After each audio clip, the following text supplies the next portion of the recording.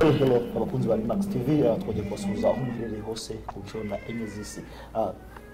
Muri kano kanya rero chamamare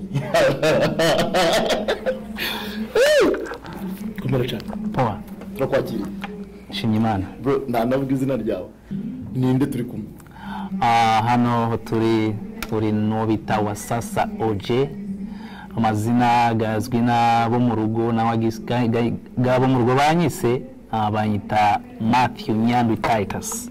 Okay. Yeah. Wasasa OJ. Wasasa. Yeah. Wiki dataka nibyo mbona n'iki gihe. Anyways, yeah. Mwamaje kubyumva turi na Wasasa OJ. Muri kano kanya rero ndagusaba wowe utari wakoze subscribe ugende ukore subscribe kugira ngo ibiganiro tuzajya turakora bije kugeraho ku munota wa mbere tukibigeza. Ikigeretsemo rero ubwo tukaba twakiriye uyu muhanzi tugiye kuvugana nawe rimwe turindi n'amagambo atarenga 4. Yes. Ako yashingo yavamo 400. So ikibazo cya mbere Wasasa OJ. Yes. Tandamaza nasimbuka ngo waze gukora ibiki. Icya mbere cyo nzi cyukora uri umuhanzi. Kigeretsemo ukaba wenda ufite n'indi mirimo. Apart from ubuhanzi hari ibindi bintu ukora. Ya mu gihugu cyo turimo nyine urabizi ntawangirije na kurindi, so uri umunyabwenge kandi ntawafataga ahantu hamwe aho ufataga iruhande n'uruhande kugira uhurize hamwe mafanikio kuwe ya mingi. Yes, mwambaje kubyumva ko n'umuhanzi ariko ufite nakandi kazi ko ruhande kamwinjiriza iki umushara kugira ngo abashe gushobora kugirite guca mu munani mu buzima bwa buri munsi. So uyu munsi rero ikibazo cya mbere yari iminsi tutabonana Kabisa. Ikaze kuri Remax. Ndashimye cyane. Kabisa turakwakiriye. Ndashimye cyane. Ikibazo cya mbere nshatse kukubaza. Yes. Ndamanza havuga ngo narakubuze cyane. Nagushakaga ariko kubona byari ikibazo. Sinzi niba bwari ubuhoro. Yabwagara ubuhoro nta kibazo urabizi imirimo ya hano gufata ino kazi k'imizi family issues ukureba. Yep. So ariko ni imisozi nidahura. So finally nanjye nshimye Imana Musindi mu maboko. turahuye. So ikibazo nyamukuru Yeah. yo bwana tugiye bwana ku buzima bwa music. Twibanda ku mikoranire yawe n'abandi bahanzi muri rusange. Aha musanze ni muri show. Yeah. Niho ngufatishirije ndimo kurya ikiraka ubwo nanjye ndavuze ati reka ngirute reka nyine mu kavuyo. Maze igihe ari ibibazo byinshi barimo kumbaza kuri wowe kagushaka singubona ako uyu munsi nakuzanye Naje. ikibazo cya mbere nta rumwe wakimbajije ni 2-3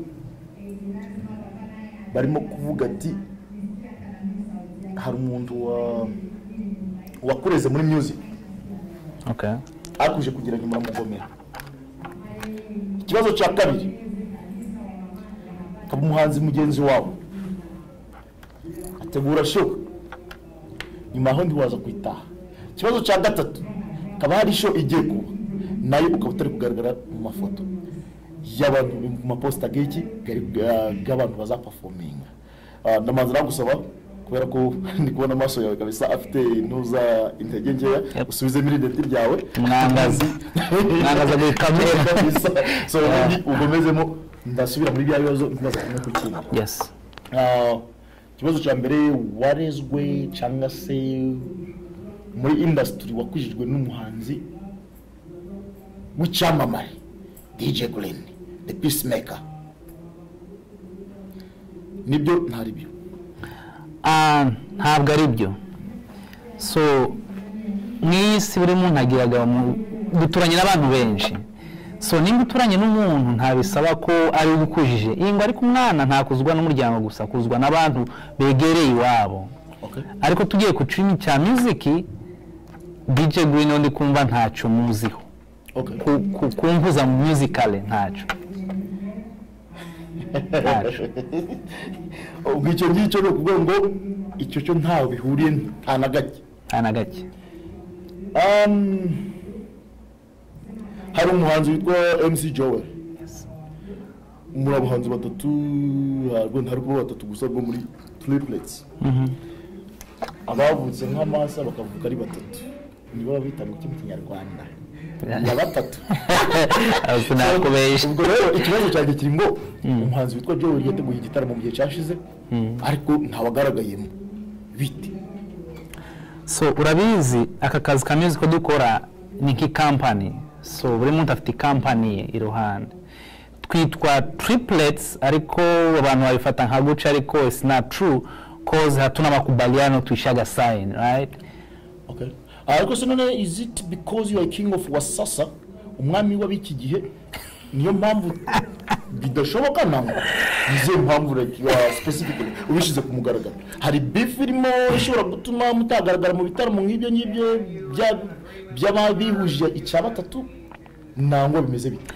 Ntabwo ari beef nyine ko nagambye, urabizi company na organization iyo yenda gukora amasezerano n'iyindi bisaba kwandikiranwa gusinya, so inabidi musaini mkataba. So nje mfite company nawe ufite company ya urukureba, so ushaka company yanje gukorere, of course ari ibintu ukwiye gukorwa kicambere kuri hakoze kana akazi ko dukora. We spend a lot of money, so if you call me on your show na wakanya kora gukorera ikintu, of course ukwiye kunshashura. Nukubona no ngura ntabwo ngo yarakunini ubwo yarampamagaye ariko ntiyagira ute ntimwashobokana kubijanye n'ibiciro. Exactly. Hari show ikuza hari witwa rero bagukuzije nyine ndanagaruka kuri iyo jambo nubwo bihakanye nkwije ariko niko so yiriya show bite uzaba yirimo nanga nawe wapiye uza kwishura nabyo nani bimwe nyine mu masezerano gananiranye isho ntayari yaba ariko nubwo baposti ntambizi wenda bazagaruka ku company yanje kuremba twakora amasezerano nkuko ibintu bikwiriye kugenda. As my company says, if I work for you need to pay me. Ukureba so sinabwa nzabayo naba ntabwo nzabayo kubera ko ntayari yaba ariko probability yo kubayo iri half cause company yanje ni ya nyiri show ntabyo yagira amasezerano ngo turebe uburyo burukuje. So na ibyo binaniranye izana banki ya Joel na Tanzania ariko kwa Joel of course nta naringe ariko na attendance. I went and support my brother, I was there as usual, but hariho kugendayo ukanyurwa nk'abandi nyine ukishima nk'abandi, hariho no gukora akazi kakujanye, so no kugenda nka supporting nk'abandi ariko nta naririmba cause it's another department. So none ikindi kibazo kubijanye no kuba ushobora kuba wagaragarayo turirimba hari muri razina ryo kuba mwarakuranye mukamura abahanzi batatu bihangiye umurimo kandi mukamukigomejemo gukorana munemera razina ryo kuvuga ngo ni you are the triplets cyangwa se wenda ayara gita bahasa gita makira ni nyabutatu bro birangora kubyumva ariko hari ngo bishobora kwangiriza umubano wanyu nk'abahanzi mwarakuranye kandi munemera ari razina ko mwese mukiri muri ranzu ahubwo ikindi ni izina gusa nangwa ni lebo ntabwo ari izina ntabwo ari lebo ni ibikire bigambwa n'abantu bajya ko banye ntambizi mwebwe batwita triplets maybe kwa twakura batiri batatu ntabyo twise turashize n'ubigambaga ahubwo bigambaga uzagiye n'umubaza gusobanurire ba triplets nabaki ninde nande eske mufite amasezerano ngo mwasezeranye ngo twitwe neza nanga dukorere hamwe nka guca nabyo hariho ibikombe biri kuza ariko ibyaje gitwa ibikombe ntabwo ari byo ibyo numva byaje ntabwo ari byo so nuko ngo ibikombe byatambutse ntabwo ari ibikombe no ntabwo ari ibikombe koza ibikopo none yaba n'ibikosi yeah so ibikombe byaje ntabyo bizwi kandi nanjye nabyumvishijeho nuko byumva nk'umuhanzi umugenzi wawe cyangwa se umuhanzi wagukujije your mentor agatumuje muri music nakubonye yagutumiye ari kwakira igikombe sinzi rero ngo wamnyira ngo icyo gikombe ntabwo ubyemera cyangwa se ntabwo byumva ahubwo ngo warabyumvise niba ubwo yarakwumvise akagusobanurira uko igikombe cyaje ntabwo mbizi rero ikindi geretse wowe ubwawe without your mentor nta ndirimbo yakujya kubona akagira igikombe mu magambo ngo numvishe hanze sinzi nk'ibyo biba bivuga iki kuko uracyari umwana muri music. Well, I don't judge myself cause nibyo nkora nje sinagenda hanze nangwa ngo nirate ngo ninjye wa mbere nzi kuririmba iki n'ibiki ako kazi nkarekera abafana please dushakiye comment aho hasi kwanje ntaravuga nzi kuririmba nibyo mumbaje byanje nje mbaga ndi mu kibuga mwe muri hanze rimwe mu ndogore baga byinshi we judging bisanga gute well ni judging of course kwa akazi ko nihaye so far so good ndi mu nzira nziza kandi nizera ko mu bahanzi dufite hano uri namba ya mbere ubwo akaba ryo rirazi na king of wasasa mwami wa biki gihe exactly yihoshi awundi ubangiye gutya gategura amarushanwa akazana babandi bavukanye ari batatu bakinjira mu muziki bakabigira umwuga aribo the triplets nubwo nyine utari wemerera iryo zina ngo niryo babise ngo ntabwo nguririmo ntabwo sinzi rero ubu bantu babaza wewe witegereje ubonaga neza watahani award ari ashaka nabigaza it's very tricky kubera ko abarimo na ura muhanzi nyine wabakujije umuhanzi wadukujije ninde nka gute yabaradukujije kimaisha lakini kimmusically hapana okay irasho ibaye none wewe wakusanga mwe mwanya muri ya myanya itatu abajaji baba bari nabo bari kureba aho ngaho judge ndubwo ngo nje irasho bayizane no nje nzahatwike mpara ahubwo ngo abari umugisha mwinshi kuri twe nyine tukamenya who is who kumenya ushaka kuzamukira kuri muhanzi abahanzi bandi bitaboneka mu mashoga abo rero batabara fodinga kubura simbize ibyo ngibyo rero arabikora kugira ngo bazamukire ibyo bivuga sinzi ngo kubyumva ko nawe urushaka bazamukira nangwa bimeze ukumva waba beta neza ukabashira nkari well uri kwimagininga right nta cyo cyaza ntabwo ndi imagining ngo ndi kubaza yes ubwo mu imagination wasanga ushobora kuja mu wuhe mwanya ngwa mbere because I trust myself and I know what I'm doing. The king of Wasasa. How do you trust those people you're going to be competing with? Because I see what they do and what I do. It's different, bro. It's different. It's ambere bakwiye respectinga igihugu cyo turimo.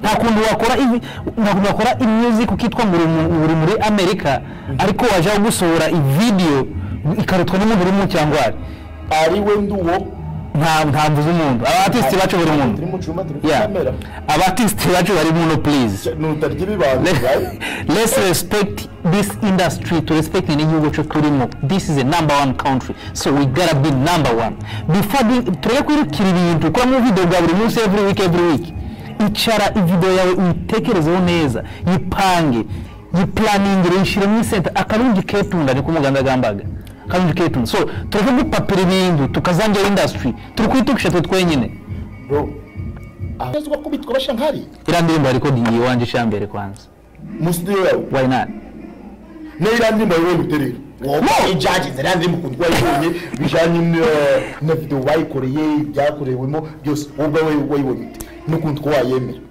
sinajajinga buno right ariko nyiri indirimbo we kuyandika afite ibyo yatekereje we yarayikunze so ntana mwangisha kandi nanjye ntanyanze ngo ni indirimbo mbi ni indirimbo nziza ariko yigambwaho manya y'igikombe simbyemera koze ntarushanwa nabonye riri kuwenda ngo bazana abantu ngo murarushanwa ngeze cyo nisi igikombe wafata igikombe bapfamere umuntu ngofata okay wenda katwumve ko irandirimbo yishobora kwitaraza igikombe ubwawe nk'umuhanzi mugenzi wawe kira gikombe cyaje kivuye mu biki kira gikombe nje uko ngifata nyine nuko music industry kuriye kuba nuko gikombe gikwiye guhabwa n'inzira kinyuzemo nje sinjiti gikombe kitayizja ni kado okay umuntu yarateruye just kada kavuga fata nabo n'umuntu yaravuze ebane kira ntafite kukibika fata wowe wipeho cyaza cyanditswe amazina ntigabeho ariko kubera kikurejwe na ko ari igikombe nyine ko batanga igikombe ku marushanwa tacitwa ngo cyangwa bagiye mu competition nta muntu koze nimba byarabaye irushanwa ni competition fulani nta kabuzemo of course none ubwo usanga wagezemo geragenda bite kibiraje mu buryo ubwo uko iby'igikombe cyari bipfe ntabwo ari agitaha no simuze gutyo ya simuze gutyo hari abajaji ntabwo ari mu cyumba urimo kuvuga ngende nicare na buraho umujama mukuru wanyu nta mukuru wacu uriho ariko none mu ba triplets haba mu wasohotse mbere nta triplets iriho wazabisobanura n'ubwo ko ari triplets azabisobanure kandi akwerekeho twasinye kubera abantu bifatanyije banakwagana mukataba so there should be something ikintu kibahujije okay as triplets what do you do hari collab twakoranye hari ndimo twakoranye ba triplets mfite collab na Joel twarayikoze indirimbo yirabitswe okay ariko nabwo ibaze ukitari yasohoka nukubera iki ukora kugenda byari biganiro byinshi ko bibize ubu ngubu reka tugire gutya tuzafata kandi kanya tuganire ku buzima bwa music iyo wahereye naho ugeze kuntu nyine bamwe mu bahanzi bagukujije ariko utari kubyemera ndetse tubiganire tubihereye hasi kuntu wakuze indirimbo yawe ya mbere uje kumenya music byagenze bite byose birute ubidushire ku mugaragaro ndabipanga bidatinze karibu cyane yes gusa ikiganiro cyagera ndasaba udukurikiye uzi abo bita aba triplets cyangwa se aba triplets harimo Wasasa OJ yes Wasasa OJ thing of Wasasa OJ and akabamo MC Joel akabamo na DJ Gulin the Peacemaker wamanuka hepfo muri comment ubwawe ugashyiraho comment ukuntu kubitekereza muri bose wemera ninde ubundi tukagendera ngo niba ufite ikibazo cyo kuba zari bose asukakimubaza ari inde bose ukakimubaza kandi tukakwibutsa ukagenda kuri hariya channel yawe ni Wasasa OJ yes kuri Wasasa OJ utari wabimenya iyo channel yariyo utari wamenya cyamamara aho giherereye ni Wasasa OJ kabisa ukagenda kuri nani ya YouTube yeah Wasasa OJ official nubwo bagusubscribinga warangiza ugakanda kuri ka kanyenyeri urayashira urugo ngo atwara igihe kirekire muko bivuze ntabwo uploading uririmba uploading indirimbo exactly ibyo jambo nceremeye so genda ukore subscribe ubundi ubwo byebije kugeraho ku gihe Wasasa wakoze cyane gusa ariko no ari ijambo ryo ushaka kubabwira abafana bawe ntabwo bujijwe ni karibu cyane icyo wakubwira icyambere nshimye Limax TV right nishimye cyane ku development mufite kandi nkaba mbishimira cyane ndabikunda cyane koze bya byarabuze hano nico gituma kureba ukuri kurihishe so nshaka ukuri gusohoke kuvira kuri Limax TV badukurikirane so that bayambe community n'abafans bacu kumenya what is the truth ukuri kurihe umunyakuri nuwuhe who is number one kind of stuff kandi please go to Limax TV don't forget to subscribe because we gonna need byinshi if you really want to know the truth kandi ngarangiza mbabwira utibagera no gusubscribe nanga kuri Wasasa OJ official that's my YouTube channel and really I really appreciate too much nasikia kusahau kwenye ujinga na pumbafu kumbusho la baba kwa mama ni ubavu love you.